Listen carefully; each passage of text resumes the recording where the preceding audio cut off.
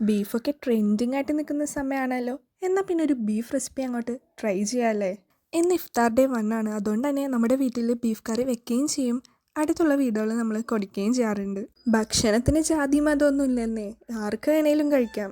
ഇറച്ചിയൊക്കെ ശരിയാക്കി വെച്ചിട്ട് ഇഞ്ചി, പച്ചമുളക്, വെള്ളുള്ളി എല്ലാവരും അരിഞ്ഞ്, സവാള എല്ലാം അരിഞ്ഞ് വെച്ചിട്ട് അത് നല്ലോണം മുളക് പൊടി, മഞ്ഞൾപ്പൊടി, ഉപ്പ് ഇട്ട് മസാല മാവൊക്കെ ഇട്ട് നല്ല തിരുമ്പണം.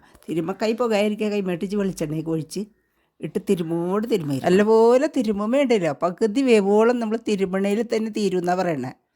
നല്ല തിരുമ്മി പണ്ടൊക്കെ എങ്ങനെയാണെന്ന് വെച്ചാൽ മുളക് കഴുകി വൃത്തിയാക്കി നല്ല വെയിലത്തിട്ട് അവിടെ ഉണക്കും. അതോടെ മല്ലി കഴുകി വൃത്തിയാക്കി മല്ലി വെയിലത്തിട്ട് ഉണക്കും.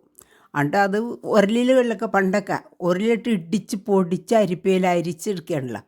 അരിച്ചൊക്കെ എടുത്ത് ആ പൊടി കണ്ണിൽ വിടരും രാത്താരങ്ങൾ നീ മണ്ണിൽ